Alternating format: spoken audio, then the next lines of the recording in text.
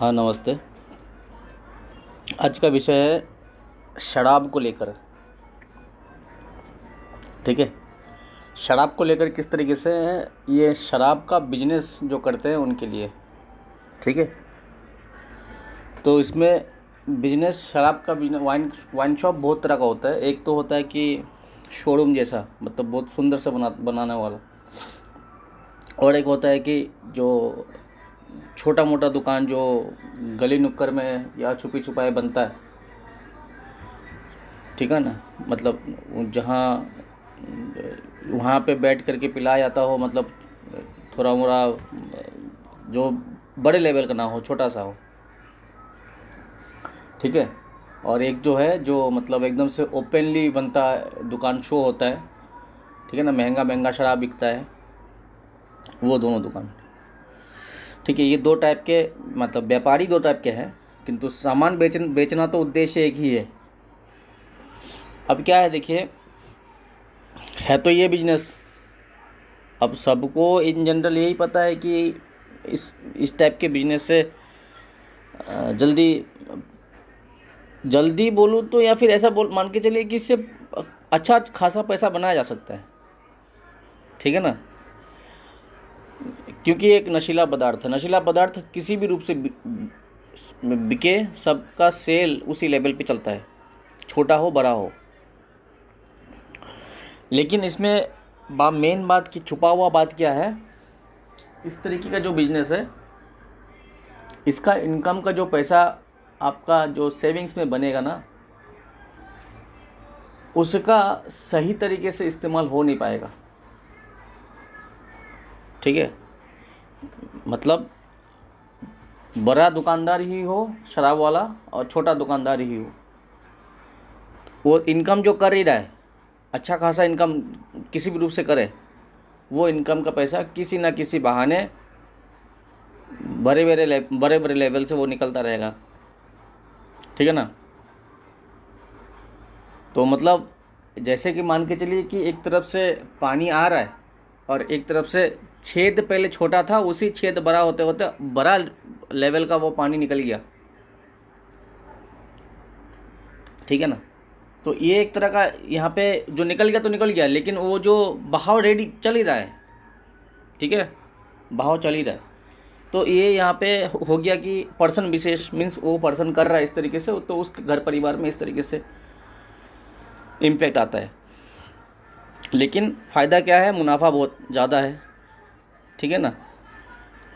यहाँ पे आता है कि बात ये हो जाता है मेन कि वंश और घर के रिश्तेदार। आप सोच रहे कि हम, मतलब आप अकेले और आपका वाइफ, आपका बच्चा और आपका गार्जियन मिलकर के एक छोटा सा परिवार बना, लेकिन आपके रिश्तेदार में, मीन्स आपका सगा, मीन्स आपका पैतृक रिश्तेदार, चाचा ताऊ के परिवार हुआ, बुआ का परिवार नहीं होगा, बुआ तक सीमित है, बुआ के हस्बैंड उसके बच्चे, वो आपके परिवार में नहीं आएगा, बुआ तक सीमित है। ठीक है ना। फिर आपके रिलेटिव्स में, मीन्स आपके जो पैतृक रिलेटिव्स है, उसमें भी उनके घर के बच्चे और उनके घर में आने वाले जो विवाहित लड़कियां हैं, तो ये सारा आपके पैतृक वंश में आएगा। ठीक है ना। मीन्स आपके पिताजी की तरफ से उसके चचेरे भाई, उनके घर के पैदा होने वाले लड़का लड़की, तो वो आपके ही वंशज में आएंगे सब। जो ये फैमिली ट्री है जो, अब किसी की कुंडली में मान के चलिए आपके किसी फैमिली ट्री में से कोई एक पर्सन इस टाइप का बिजनेस कर रहा है, कोई एक पर्सन, और मान के चलिए कि उसी की किसी और भाई या भतीजे हो गया, या फिर किसी और के कुंडली में, सिर्फ बुआ छोड़ के, कि मतलब विवाहित बुआ अगर हो गया तो फिर वो अलग वंश में चला गया ना। आप पैतृक समाज तक मान के चलिए, लड़की जो विवाहित हो चुका, बहन बेटियां जो विवाहित हो चुका, उनको छोड़ करके जो इस वंश में रहेंगे, जो पैतृक वंश में रहेंगे, तो उनके कुंडली में किसी के भी खाना नंबर 11वें घर में सूर्य और बुध इकट्ठे बैठे हो। ठीक है। अब हमें देखना नहीं है कि बुध लॉ के मुताबिक अच्छा या खराब है और सूर्य लॉ के मुताबिक अच्छा या खराब है। तो हमें सिर्फ सिंपल ये जानना है कि खाना नंबर 11वें घर में सूर्य और बुध इकट्ठा है, मीन्स कंजंक्शन में है। अब क्या होगा, ये एक जन का किया हुआ काम पूरे इस वंश का जो ट्री है, इस ट्री को लेकर के एकदम जड़ से लेकर के वो एकदम से ब्रांच लेवल तक इफेक्ट देता जाएगा। इसीलिए हम लोगों को ज़रूरी पड़ता है फैमिली, ठीक है ना। पहले के ज़माने में जो जॉइंट फैमिली में रहा जाता था, संयुक्त परिवार में रहा जाता था, तो यह सब वजह है कि क्योंकि हर एक प्लानेट का जो असर है, उसका जिंदा जो घर के रिश्तेदार है, वो उसकी ऊर्जा को रिप्रेजेंट कर रहा होता है, ठीक है। तो उसके मुताबिक यहाँ पे एक्टिविटी होगा। और एक योग कुंडली में मौजूद है, जिस योग के होने के कारण मैं योग बोल नहीं रहा हूँ, उस योग के होने के कारण मान के चलिए कि उस पर्सन की कुंडली में वो योग मौजूद है और वो पर्सन बहुत सामर्थ्यवान है। पूरे उस वंश में, पूरे उस वंश जितना बड़ा गया हो, तो उससे सभी से वो सामर्थ्यवान है, वो हाई लेवल का है। और उसने सिर्फ और सिर्फ दया भावना ये सामर्थ्यवान को जानकर, और सबको इसके बारे में एक जानता है कि ये सामर्थ्यवान है कुछ चीज़ को करने के लिए, तो अगर वो अपने रिश्तेदार के ही, अपने घर परिवार का ही किसी के लिए घर मकान बना के दे, या तो आधा हिस्सा या कुछ भी हिस्सा उसके लिए कंट्रीब्यूशन करे, ठीक है ना। मतलब घर दीवारें बन रहा हो तो उसने छत का पैसा दे दिया, ठीक है ना। घर बनाना हो उसने फाउंडेशन का पैसा दे दिया। अब उसका क्या हो जाएगा, यहाँ पे एक बात क्या आता है कि उसका रिश्तेदार ही उसका घर परिवार सब कुछ खा के लूट के चला जाएगा, ठीक है। तो इसीलिए यहाँ पे परिवार जरूरी पड़ता है। तो इसीलिए सोचते हैं क्या, कुंडली आपका पर्सन का एक अकेला कुंडली है, मतलब उसका अपना ही सीमित तक दायरा है, नहीं, पूरा वंश तक दायरा है उसका। किसी एक पर्सन का कुंडली किसी उसके पूरे वंश तक उसका दायरा है, ठीक है ना। जैसे बृहस्पति का ऋण हो जाए, क्यों ऋण हो जाएगा, कुंडली में योग अलग है, योग तो नहीं बोलूँगा, वो अलग बात चीज़ है, वो टेक्निकल पॉइंट है। प्रैक्टिकल में क्या है, कर्म कहाँ रिफ्लेक्ट होता है, उसमें कर्म वहाँ पर रिफ्लेक्ट होता है कि उस वंश में पितरों का सही तरीके से कर्म ना होना और बड़े बुजुर्गों का किसी भी रूप से हानि पहुँचना, उस वंश में जो कुल पुरोहित रहा उसका किसी भी रूप से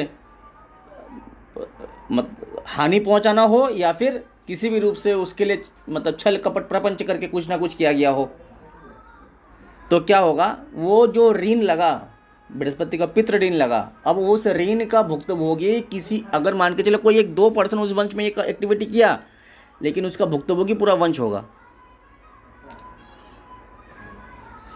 ठीक है ना। उसी तरीके से कुंडली में मान के चले कहीं शुक्र का ऋण हो गया, अब शुक्र का ऋण अगर हो गया तो क्या हो जाएगा, उस पूरे वंश में एक सीमित समय तक वहाँ पे शादी ब्याह होगा, लेकिन उसके बाद क्या हो जाएगा, पूरे वंश में शादी ब्याह का रस्म होना भी बहुत कष्ट से होगा, उसको सक्सेस करना भी बहुत कष्ट से होगा, और अगर हो भी जाए वो टूटता रहेगा बार बार, ठीक है।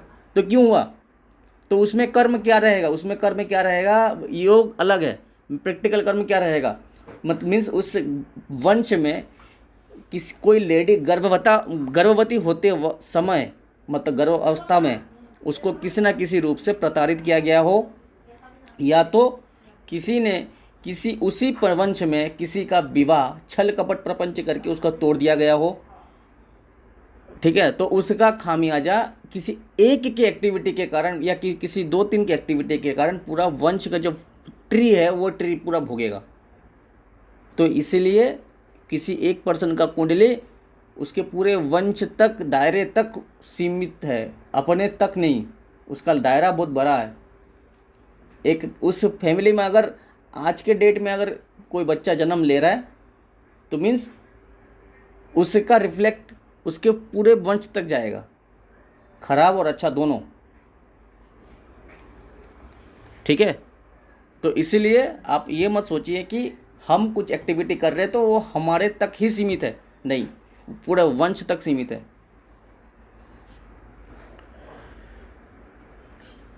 ठीक है ना।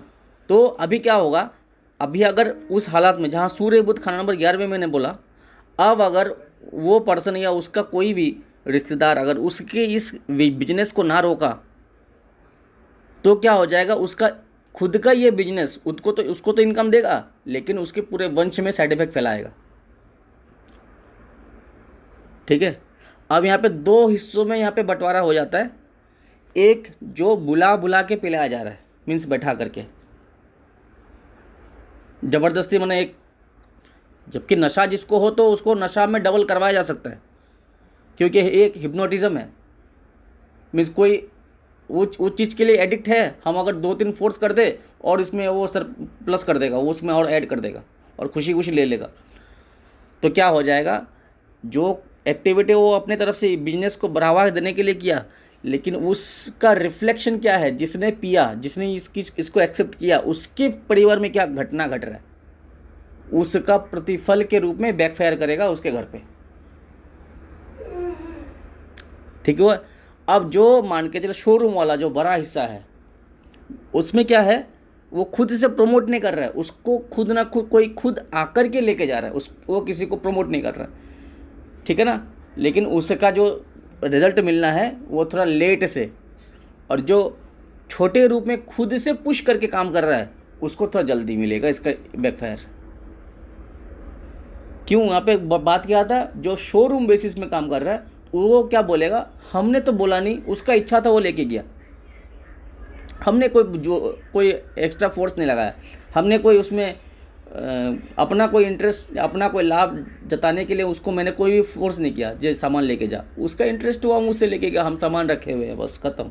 तो इसलिए, लेकिन उसका एक्टिविटी क्या होगा, कर्म कहाँ रिफ्लेक्ट होगा, कर्म रिफ्लेक्ट होगा जो वो जगह से लेने, मतलब ये उसकी जगह से ये चीज़ को प्रोत्साहन मिल रहा है ना, तो इसलिए वहाँ से इस कर्म का उसका रिफ्लेक्शन झेलना होगा। सीधा सीधी बात है। नेचर को सिर्फ और सिर्फ आदमी को नहीं पता है, नेचर सिर्फ कर्म को पता है, मतलब नेचर सिर्फ कर्म को पहचानेगा, क्या आपने किया और क्या आपने झेला, बस खत्म कहानी, आगे पीछे कोई बात नहीं इसमें।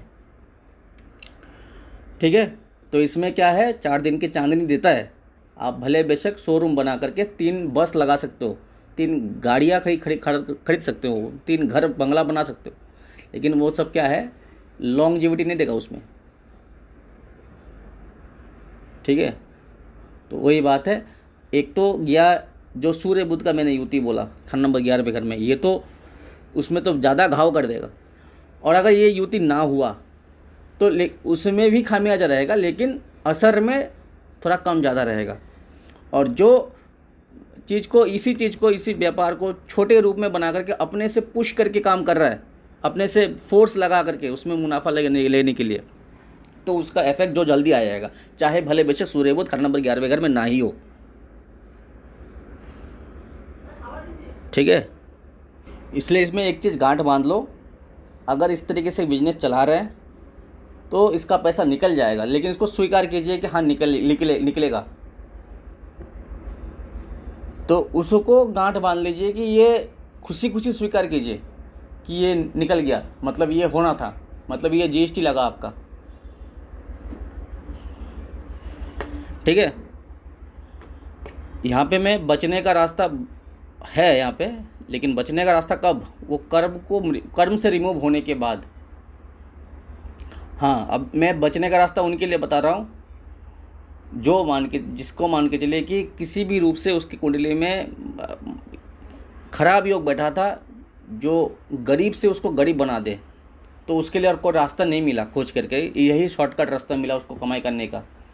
सिर्फ वहाँ पे एक थोड़ा सा मैं रिक्वेस्ट मोड में रेमेडी बताऊंगा, क्योंकि यहाँ पे डायरेक्ट हिट मोड में रेमेडी नहीं बता सकता। क्यों नहीं होगा यहाँ पे, एक तो कारण है कि कुंडली में क्या योग बना हुआ है, दूसरा कारण क्या है, इस कर्म का जो हिस्सेदारी है, कर्म का जो फल है, उस फल से हम नहीं बचा सकते, क्योंकि जो इस कर्म से बचाएगा, फल से बचाने की कोशिश करेगा, तो इसका रिफ्लेक्शन जो भी कर उसको बचा रहा है वो भी झेलेगा, और जो कर रहा है वो तो उसका बात अलग, हिसाब किताब तो है ही। तो इसलिए यहाँ पे एक रिक्वेस्ट मोड में यहाँ पे अप्लाई करवा रहा हूँ, जो जिसके पास कोई ऑप्शन नहीं था उसके लिए, ठीक है। तो इसमें क्या करना है, सिंपल सा काम है, जो इनकम आपको उस बिजनेस के सोर्स से आ रहा है उस इनकम का 10वां हिस्सा आप जन कल्याण में लगा दीजिए। मीन्स गाय हो गया, कौवे हो गया हो, पक्षी हो गया हो और कुत्ता हो गया हो, इन लोगों को खाना खिलाते रहिए इस इनकम के पैसों से, ठीक है। और जो एकदम से अपाहिज है, ठीक है ना, जिसके लिए दुनिया में कोई ऑप्शन नहीं है इनकम करने का, मतलब उसका शरीर ही उसके लिए सब कुछ फेल कर दिया, तो ऐसे हालात में क्या होगा, उन पर्सनों को जो शरीर से एलिजिबल है उसके लिए नहीं, जो शरीर से पूरे बॉडी पार्ट से एलिजिबल नहीं है उनके लिए आप इसी इनकम के पैसों से उनको मदद करवाइए, ठीक है। तो क्या हो जाएगा, जहर से जहर को काटना हो रहा है, तो वहाँ पे क्या हो जाएगा, वो जो इनकम हो रहा है तो उसके पीछे का एक वजह बन जाएगा। तो हमने इनकम किया और इस वजह से किया था और इसका खर्चा कुछ इस वजह के लिए कर रहे हैं, तो वजह को काट रहा है, ठीक है ना। तो यही बात है। तो इसमें ये थोड़ा सा मैंने राहत दिलाने के लिए बचने का थोड़ा सा ये रास्ता निकाला आपको इस तरीके से, लेकिन फिर भी आपको मतलब उसमें तो जो झेलना है वो थोड़ा बहुत उसमें रहेगा। यहाँ पे बोलने का कारण यही है कि इसमें कुछ बिजनेस में इफेक्ट आ सकता है, तो उसमें सिर्फ और सिर्फ ये रिकवरी करने के लिए मैंने ये बताया कि आप लोग इस बिज़नेस को एज ए प्रोफेशन बहुत खुशी खुशी मत चुनिए। हाँ, अगर सब कुछ अप्लाई कर लिए और कोई रास्ता नहीं मिल रहा है तो आपके पास मान के चलिए यही रास्ता थोड़ा बहुत बचा था, तो जुड़ करके आप इस रेमेडी को साथ में साथ चलाते रहिए, इस कर्म को चला, रेमेडी छोड़ दिए, इसको रेमेडी नहीं है, ये कर्म मान के चलिए, तो वहाँ से कुछ हद तक बचाव रहेगा। लेकिन अगर आप उसको एक खुशी खुशी शौक के ले रहे तो वो आपका खुशी किसी और का आंसू और कन्वर्ट होकर किस में आ जाएगा, फिर घूम फिर के वही आंसू कन्वर्ट होकर आप तक।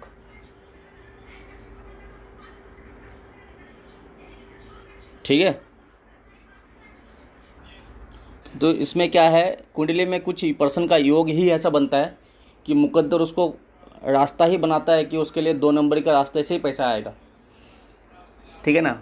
वो पर्सन अगर ज़िंदगी भर जूझता रहेगा, अगर सही रास्ते से काम करने के लिए उसको माल ही नहीं आएगा, उसको पैसा ही नहीं आएगा, ठीक है ना, जब तक वो 2 नंबर का रास्ता ही नहीं अप्लाई करेगा तो। लेकिन वही बात, हर सिक्के का 2 पहलू है, तो उसका तब तक काम काज चलेगा जब तक वो 2 नंबर के रास्ते में रहेगा, मतलब वो उसके लिए जन्म हुआ, मतलब वो उसके लिए उस तक माहिर है, वहाँ तक माहिर है, माने ये स्पेशल है उसके लिए, और वो उस चीज़ को करने के लिए स्पेशलिटी उसमें अंदर मुकद्दर ने भर दिया। लेकिन क्या है, एक चीज़ गिफ्ट में मिला तो और एक चीज़ वो छीन लेगा, तो कोई उसमें खामियाजा तो रहेगा ही रहेगा। तो ये यहाँ पे स्पेशल पर्सन में विभाजन हो जाता है। क्यों, मार्केट में आप देखेंगे कि ये तो कर रहा है तो इसमें तो बहुत शाइन है, तो वो शाइन की वजह यहाँ पे यही है, ठीक है ना। लेकिन उसका अगर बैक साइड देखेंगे तो कहीं ना कहीं और जाकर के वो चीज़ की वजह से कहीं ना कहीं घाव हो चुका है, लेकिन वो घाव पे इससे जो पैसा आ रहा है वो मलहम है। तो ठीक है, आप सब देखते रहिए और सुनते भी रहिए भाभी रेस्टोर साइंस को, और जो भी आपका कोई भी राय हो, विचार हो, वो सब कमेंट के तौर पर आप लोग डाल सकते हैं, जिससे चलते मैं और भी कुछ ऑडियो हो या फिर वीडियो हो वो सब दे पाऊँ, ठीक है।